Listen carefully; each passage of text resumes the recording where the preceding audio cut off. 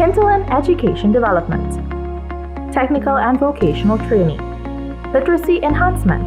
Education is on the move. On Education Spotlight, we look at developments within the education sector and how Guyanese can take advantage of the opportunities available.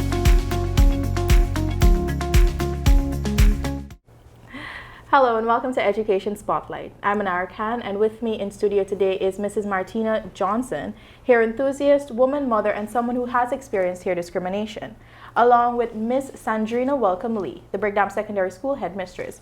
Today, we're going to be talking a little bit about hair. Recently, the Ministry of Education announced one of its plans to celebrate International Women's Day 2022 by allowing female teachers and students in schools across the country to break the bias by letting their hair down and out. Now, hair has been a very contentious topic with how we wear it to schools. Now, let's just get into the conversation. Ladies?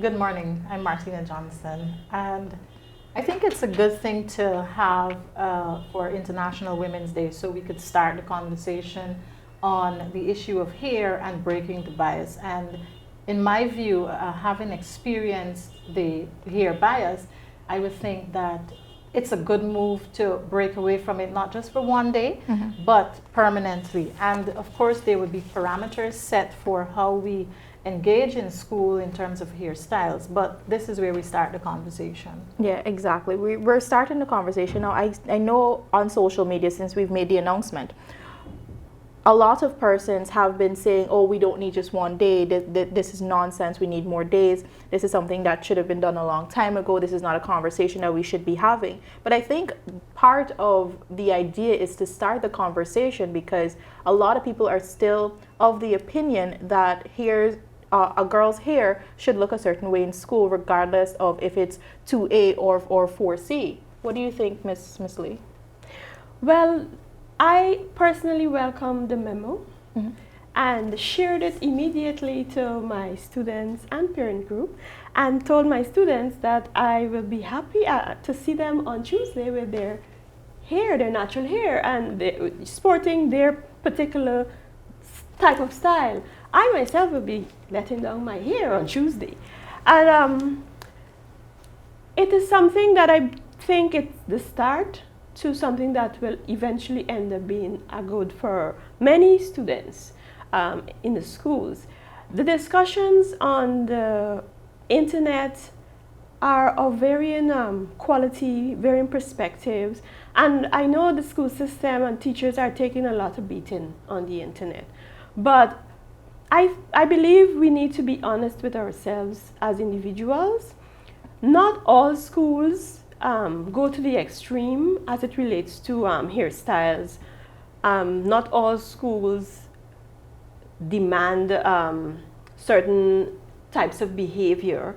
And I don't think we should be so harsh on teachers as it relates to hairstyles, because all that teachers are doing are enforcing the rules that were there for years. And if nobody changes it, then they still are expected to enforce it.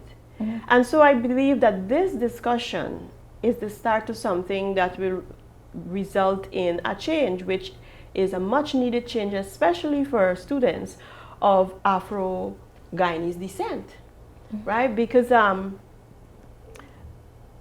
some schools do not accept children with Rastafarian hair. I mean, at Brigham, once they come with it and that's their culture, we accept them, right? But what we need to take into consideration, hairstyles and dress takes with it an attitude. And I would like to share two examples. When the Black Panther movie came out, we had a surge of the Wakanda hairstyle, which was uplifting because it brought with it black consciousness.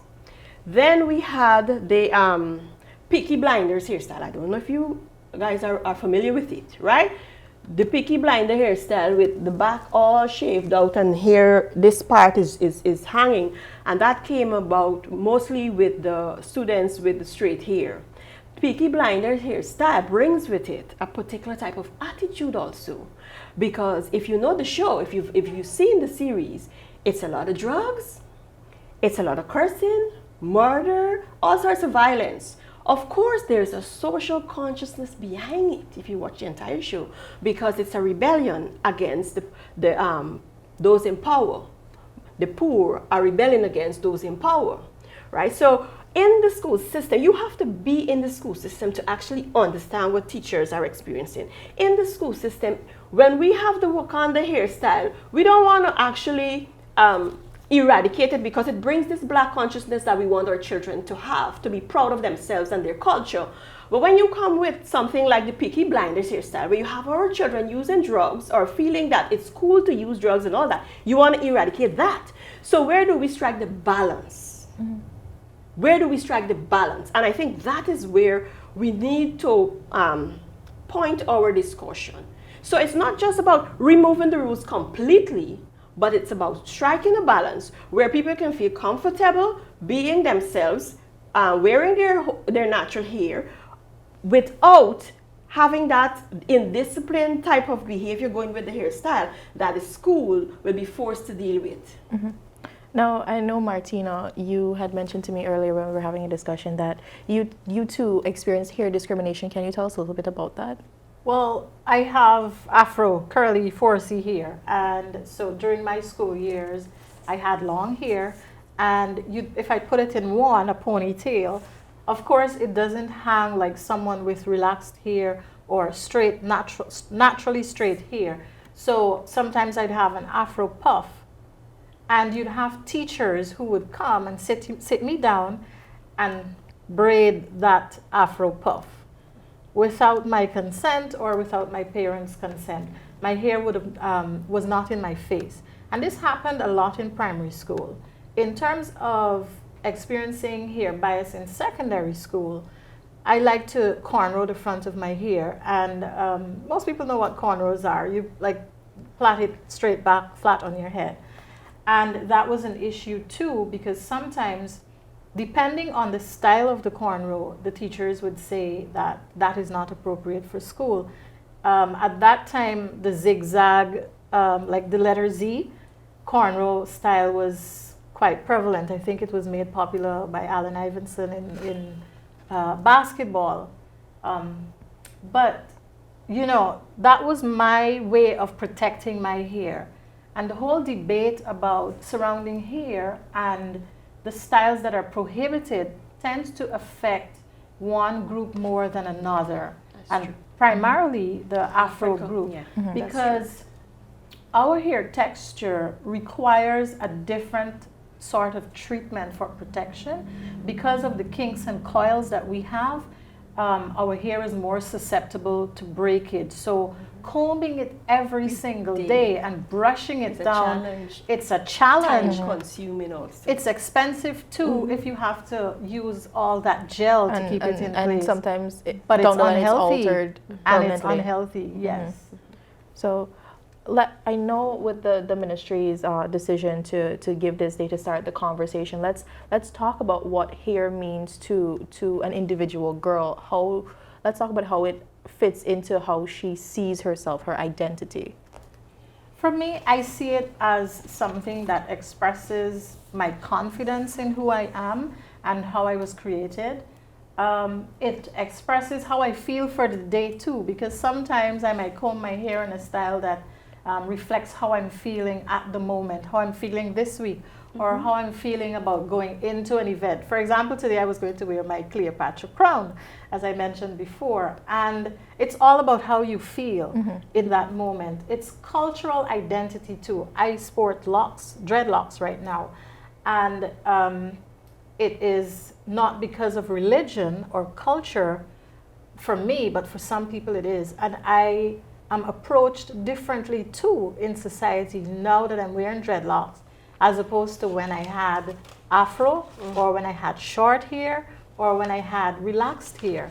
The way I'm approached or addressed now, it's extremely different from the other experiences. Okay. Now, being a mother, has your kids experienced hair discrimination in their school? You know, this conversation is about women and their experiences, but my son, my second son, he is in first form at a private institution. And two of his teachers recently told him, this week actually, that his hairstyle is not neat enough for school. Now, we just started his dreadlocks, so he's 4 weeks into it. And if you understand doing dreadlocks and the budding stage where it's frizzy or fuzzy, as some may say, that there's nothing you can do about it. It will remain fuzzy. And you don't tighten or do palm roll or interlock dreadlocks every week or every day, because it causes holes in the locks and they will break and fall, or you'll have lumps in the locks. So at this stage of his locks budding, to be told that it's not neat enough for school, you know, I think that it is not a rule that appreciates who he is and what his hair is like. And then I had the same situation with my daughter. She's a year old. But when she started daycare and she was a few months old, one of the teachers combed her hair without speaking to me. At that time, I had never cornrowed, braided, or anything, done anything to her hair. All I would do is wash it, spray some oil, and put a little ribbon or a pink clip or something in it. And the teacher said, when I picked her up, "Oh, you should comb your daughter's hair. Why do you always have it like this, not combed?" And I was very upset that they had combed her hair. She even had that after I changed the schools, because they insisted on combing her hair. And I took her out. Even at her daycare or preschool, the teachers, when she started, they would brush her hair up and put hair dressing to flatten the frizz. And I spoke to them about it too. Don't put pom-poms, rubber bands, hair dressing, or anything in her hair. But let her beautiful afro hair shine the way I left it. Miss Lee, you're the headmistress of Breakdown School. Now, what is your opinion? Do you think how a girl wears her hair distracts her from learning? There are different layers to this discussion, and especially that question, because teenagehood or adolescence, the period of adolescence is ripe with experimentation. And you will find our girls experimenting with different hairstyles. They even before they get to that stage, the little girls, you will find them trying on your shoes. When, as a mother, if you have a daughter, trying on your shoes, dressing how you would, they look at you and they try to imitate you, right? So our girls, they would have film stars or musicians that they might admire and they might want to imitate. And there are times when they spend a lot of time fixing this hair before they come to school and all that. Some of them will go too far, but not all of them, right? So that is why we have to be very careful when we are making rules to govern hairstyle in schools. We have to be extremely careful. And I'll share an example. We had a student came in grade 7 years ago, and she is of Afro-Guyanese descent, and her hair was very, very low. It was struggling to grow. And of course, they were forced to wear, the students have to wear ribbons. So what she would do is put a ribbon in a band and just put tie it in front here, because she has Afro hair. And the teachers gave her a hard time about it. I was not made aware at the time. Then she tried putting the bow, the ribbon, making a little bow, putting a hair clip and sticking it, right? It got so far that they were like tormenting this child. And I'm saying this because you need to see both sides of the argument, right? So when it did come to me eventually, and I looked at the child here, I said to them, but she can't put a ribbon in that hair. How can you demand that she put a ribbon in that hair? There's not even enough hair to plait. Right? So, I mean, that child went through some trauma initially, but eventually it was fixed. So the thing is, everybody has their own views, and that's what I would like people to understand. As a school, we are like a factory. We are producing individuals to exist successfully in society. Society demands certain things of us. For example, if we allow students to wear whatever hairstyle they want to wear in the school, if we're forced to do it, and we allow it, those children will be leaving school. And let's say one of them, a girl, goes to an interview with Cyndi Lauper hairstyle. You know Cyndi Lauper, right? She was a revolutionary in her time, right? A Cyndi Lauper hairstyle where hair is cut very low. This part sticks up and it's painted pink. Mm-hmm. Let's say one of our girls turned up to an interview for a job like that. Do you think that they will employ her? You know, I think it depends on where you're applying. It depends on the organization. And there are many organizations that would perhaps say no because of the hairstyle.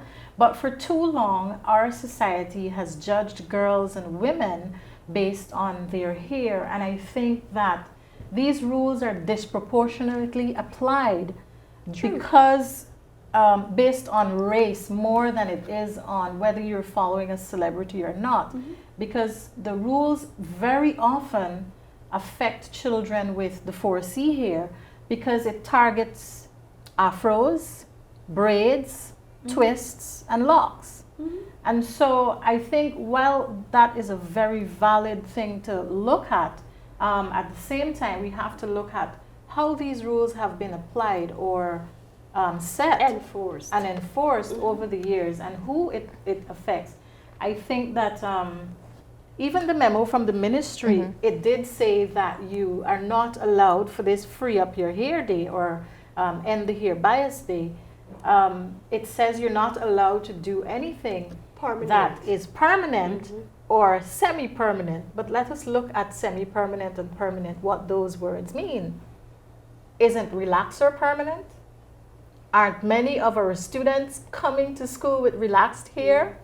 So is the rule banning students from overnight relaxing their hairs? I don't think that that is the intention. But if we want to be technical and look at the issue of how we are permanently damaging our hair and the styles that we use, that, you know, let us really look at it seriously on how does the hair affect the child academically, mm-hmm.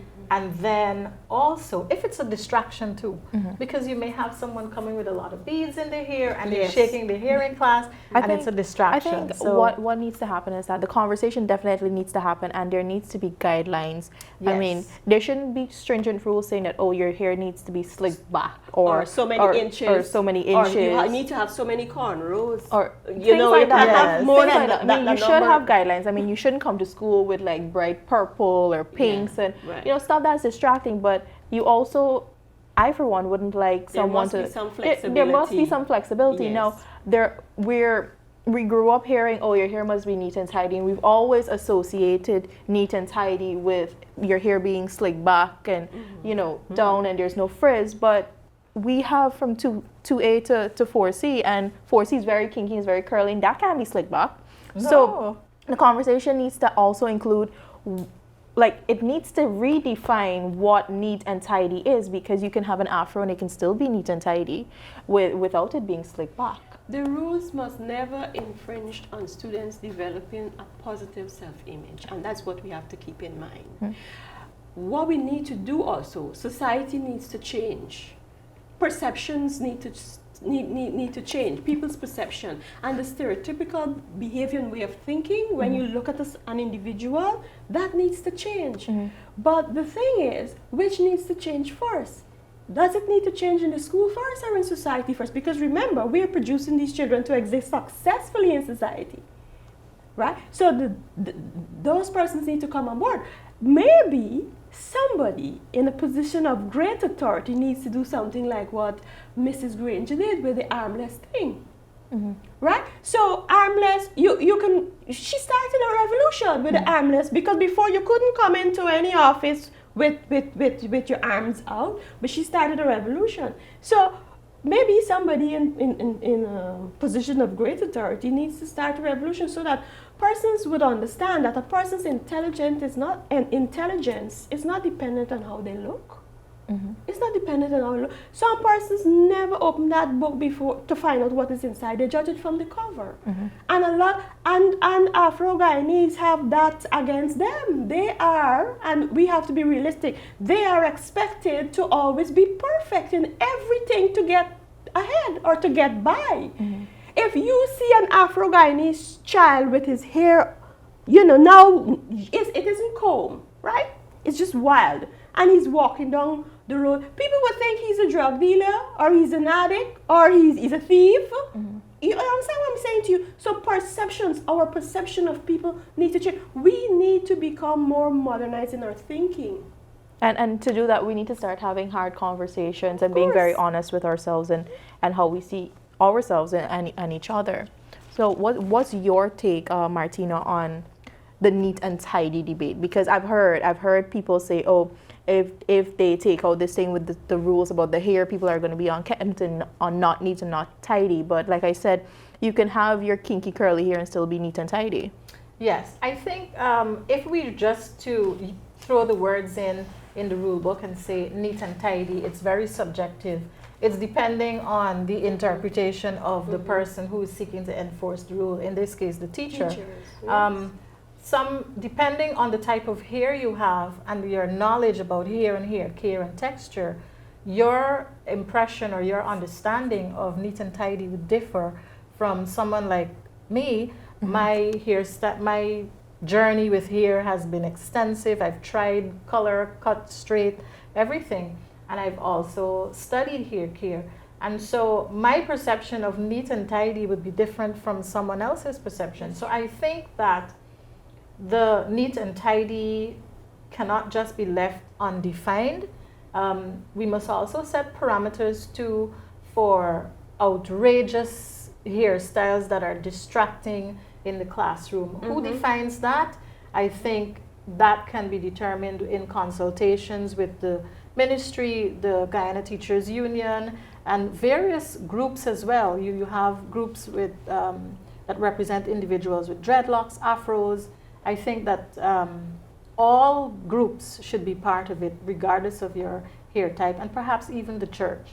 Apart from that, we do have legislation developing and already developed in some parts of the world. For example, the Crown Act in California, which talks about prohibiting any form of racial discrimination based on hairstyle and texture. And so we can look at that and modify it to suit our circumstances here in Guyana, and of course other legislation across the world. Speaking from an educational perspective, and having sat in the seat of a head teacher for over 8 years,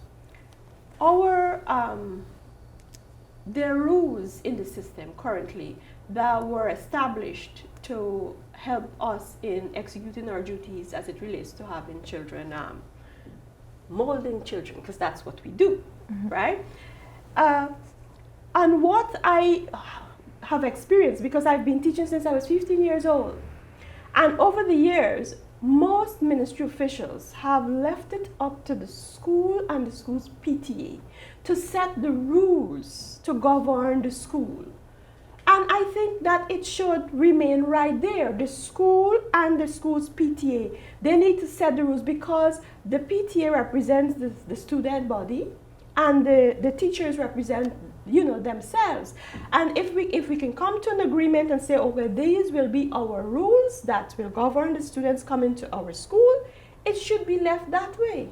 Because if the ministry decides to sit and make rules that should go across the board, you're going to have problems.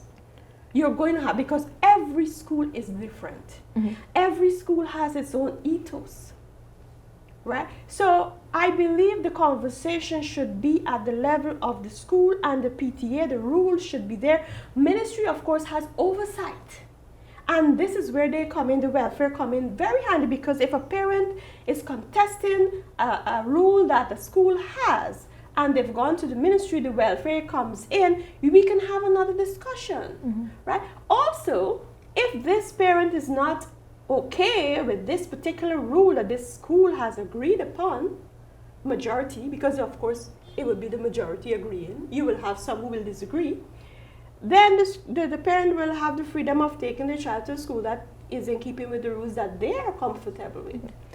But with that, most schools across Guyana have this perception of neat and tidy, being slick back and stuff. So I think the ministry really wants to just have that conversation started at the top, so you can also start with the schools and the PTA. That I think that's the whole point of the decision to have girls wear their hair how they want to, because I mean on that day girls are gonna some girls are gonna come to school with their hairs out, some of them are still going to conform to the rules. But I think at the end of the day too, it should be up to a parent. While there are rules and there are guidelines, it should be up to parents to decide, okay, I want my child to look a certain way, my child wants to look a certain way with their straightened or relaxed hair, I'm allowed to do so, as opposed to another parent who says, like Martina, whose sons have locks, like she wants to send them with their locks. A parent should be allowed to do that within rules and guidelines without infringing on their right to express their individualism.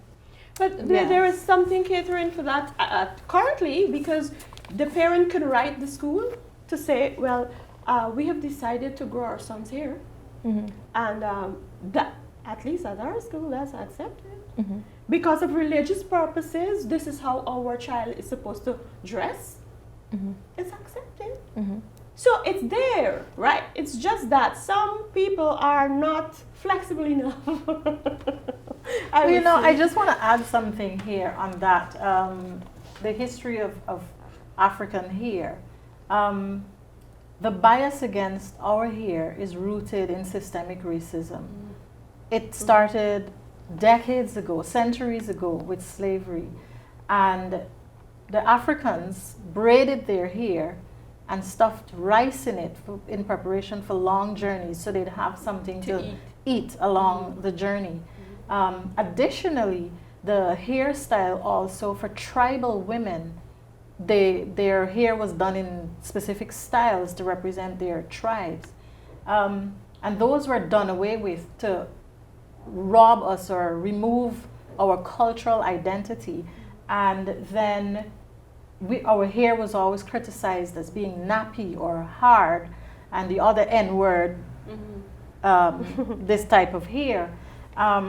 So I think that we need to look at it from the history as well as to why we're penalizing afros, braids, cornrows, and twists, because it targets a particular group. And are we saying that it's okay to target a particular group for the hair that they were born with? Is it okay? Is it okay to just relax the rule for one day? And it's a good place to start the conversation for International Women's Day. But it also affects men, as we discussed, men with locks and the perception in society. We need to allow individuals to represent their culture and identity and be free to show who they are and what they believe in, as long as it is not, it conforms with the law. You're talking about people with certain hairstyles coming with certain attitudes, using drugs, etc. And so we're not going to allow that. The rule is just in relation to hair. Hair was also used to remove black children from classrooms. Your hair didn't fit. Even though you might have been light-skinned, your hair gave you away as a black person. And so it has been used to remove children from classrooms. It's also been used to remove adults from the workplace. Not just remove, but to prevent access. Dreadlocks. Years ago, you could not get a job in certain places with dreadlocks. So this is the International Women's Day is pivotal for us to, it's important for us to look at a variety of issues, including hair, how women are perceived, and lots of other issues. But for this purpose, we're looking at hair, and we'd like to see a break in the bias against hair. You're speaking on behalf of my Indo-Guyanese student, Amerindian students, and all that. They too are facing issues because those boys, they like to put the gel and have it stuck up. I don't know if you know, right? Yeah. And then the girls, they might want to put a little bang, right? Or put a little color in the hair. So they too are facing the same rules. I mean, not in the same way as the Afro-Guyanese students, but they too face challenges when it comes to adhering to the rules. What is expected of them. And there are some places that completely ban color in your hair, having color in your hair, right? So we have to think about it holistically as it relates to all the students in the school and the rules that they are expected to follow. And I welcome this 1 day, what you call it, freedom, but I would suggest that we make it a 1 week, and then we make it a 1 month, and then we make it a 1 term, and then it's Well, and then it's there. Yeah, well, this is to start the conversation, and I really hope the conversation continues because it's something that we need to talk about, and we need to do away with the biases against people with really straight hair as opposed to 4C hair. I mean, your hair looks really, really, really pretty. You look very pretty, yes. I think we all do. Anyways, I want to thank you ladies so much for your time today. I'm Manara Khan, and this has been Education Spotlight.